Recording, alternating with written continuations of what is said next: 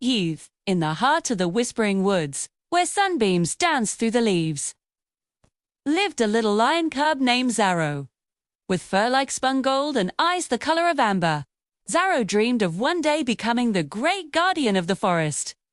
He practiced his mightiest roars, which often came out as squeaky rumbles, and puffed out his chest, trying to look as brave as the ancient trees around him. His best friend was Raffi, a tiny mouse with big, thoughtful blue eyes. While Zarro was all action and courage, Raffi was all clever ideas and careful plans. Together, they were the perfect team. One morning, something was wrong. A strange, dark fog crept through the trees, thick and cold. It swallowed the sunlight and hushed the cheerful birdsong. The flowers drooped, and the once lively forest fell silent and spooky. Zarro's heart sank. "I've failed," he whispered, his little voice trembling.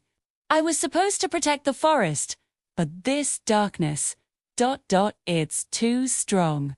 He looked at the gloomy mist, feeling smaller than ever. Raffi scurried onto Zarro's shoulder and patted his cheek gently. "Don't say that, Zarro," he chirped. "A guardian doesn't have to fight every shadow alone. We'll face this together." But Zarro just shook his head, his brave spirit lost in the fog. He felt a heavy sadness, believing he was strong enough or brave enough to be the guardian he so desperately wanted to be. Just as despair began to settle in, a soft, gentle light flickered nearby.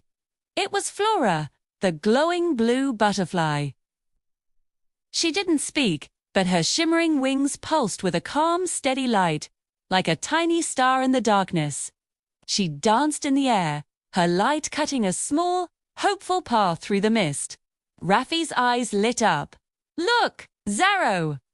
Flora is showing us the way. Her light is small, but it's not afraid of the dark." Zarro watched Flora, mesmerized. She wasn't big or strong, but her light was persistent and pure.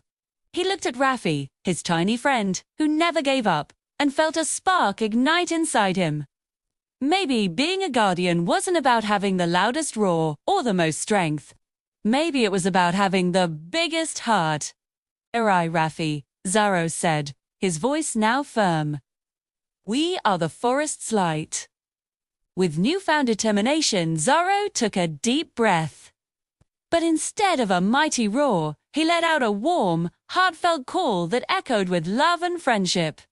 It wasn't a sound of power, but a sound of hope. As Zarro's call rang through the woods, something magical happened. Flora's light grew brighter, and from deep within the forest, other little lights began to answer. Fireflies blinked on, glowing mushrooms pulsed with warmth, and even the dew on the leaves seemed to sparkle. The combined light pushed against the fog, not with force, but with gentle, unwavering brightness. The darkness couldn't stand against so much hope. It began to thin, swirling away like a bad dream, until the first rays of morning sun broke through the canopy once more. The forest was bright and cheerful again, filled with the happy sounds of life. Zarro looked around, his heart swelling with joy. He hadn't defeated the fog with power. They had cleared it with friendship and faith in each other. He turned to Raffi and smiled. "I get it now," he said softly. The heart of a guardian beats for others."